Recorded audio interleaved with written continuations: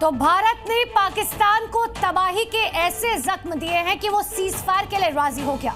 गिड़गिड़ाते हुए कहा कि गोली मत बरसाओ। भारत के सामने घुटने पर आने की एक दो नहीं बल्कि 8 वजह हैं। आपको एक एक्सक्लूसिव रिपोर्ट दिखाते हैं, देखिए। भारत ने पाकिस्तान में अपनी मिसाइलों से ऐसा गदर मचाया कि 86 घंटे के भीतर ही पाकिस्तान की सारी हेकड़ी निकल गई। एयरबेस के अंदर धमाका हुआ, ये देखो अभी। पाकिस्तान के कई एयरबेस ध्वस्त हो गए, सैन्य ठिकाने तबाह और बर्बाद हो गए। नूर बेस में आगे गिरा है, अटैक हुआ है नूर खान बेस पे। भारत के तेवर देख पाकिस्तान को घुटनों पर आने के लिए मजबूर होना पड़ा। पाकिस्तान को अपनी बर्बादी का डर सताने लगा तो शहबाज शरीफ अमेरिका की शरण में जाने के लिए मजबूर हो गए। शहबाज ने अमेरिका से गुहार लगाई कि किसी भी सूरत में भारत को रोका जाए। पाकिस्तान के गिड़गिड़ाने पर अमेरिका ने मध्यस्थता की पहल शुरू की। अमेरिका की पहल पर भारत पाकिस्तान के बीच लंबी बातचीत हुई। अमेरिका की मध्यस्थता में भारत की शर्तों पर सीज फायर को लेकर सहमति बनी। दोनों देशों के बीच सहमति बनने के बाद सबसे पहले अमेरिकी राष्ट्रपति ट्रंप का ट्वीट आया।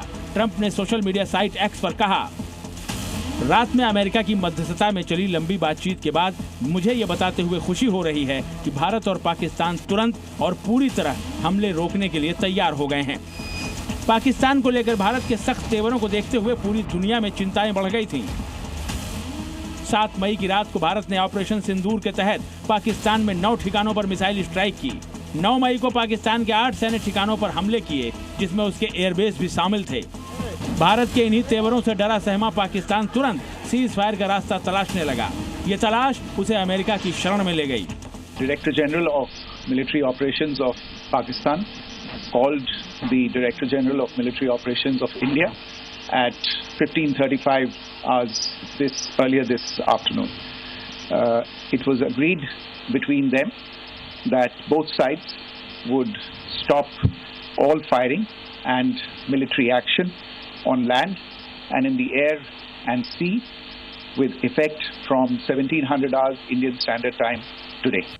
अमेरिकी विदेश मंत्री मार्को रूबियो ने बुधवार रात पाकिस्तान के प्रधानमंत्री शहबाज शरीफ और भारतीय विदेश मंत्री एस जयशंकर से लंबी बातचीत की थी।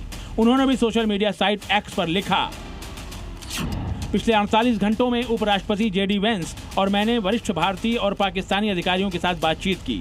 इसमें प्रधानमंत्री नरेंद्र मोदी और शहबाज शरीफ, विदेश मंत्री सुब्रमण्यम जयशंकर, सेनाध्यक्ष असीम मुनीर और राष्ट्रीय सुरक्षा सलाहकार अजीत डोभाल और असीम मलिक शामिल हैं।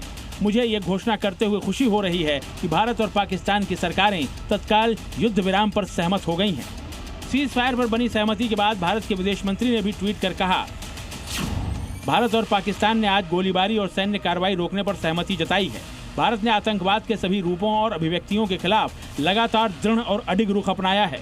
वो ऐसा करना जारी रखेगा। मतलब भारत ने ये साफ कर दिया है कि उसने पाकिस्तान पर हमला रोका है, आतंकवाद के खिलाफ लड़ाई नहीं रोकी है। इसी के साथ पाकिस्तान के साथ सीज फायर उल्लंघन शाम 5 बजे से लागू हो गया। ही हमने उनके 9 आतंक के मरकज गिराए, इसके बाद उनकी हवाई पट्टियों को उड़ाया, उनके ड्रोन्स की और उनकी क्षमताओं की औकात बताई, उनकी हैसियत पूरी बता दी, दुनिया के सामने एक्सपोज हो गए। वो ये भी खुलकर आ गए कि कैसे वो आतंकवादियों के नमाज़े जनाजा में पूरी आर्मी और उनका पूरा प्रशासन है। लेकिन अब हमने क्या किया है, मुझे लगता है कि ये शर्तें क्या हैं और ये एक्ट ऑफ वार वाली बात जो है, संवैधानिक जामा जो पहना गया, इसमें चीजें थोड़ा और क्लियर। हाँ, लेकिन ये जो संवैधानिक जामा पहनाया गया है एक्ट ऑफ वार का, इसको समझना। भारत के साथ सीज फायर के लिए राजी होने के पीछे पाकिस्तान का डर ही वजह बताया जा रहा है। उसे भारत के हाथों बुरी हार का डर सता रहा था। ऐसे में पाकिस्तान ने भारत के हाथों जंग में एक और हार मिलने की बजाय सीज फायर की ओर जाना बेहतर समझा। ब्यूरो रिपोर्ट, जी मीडिया।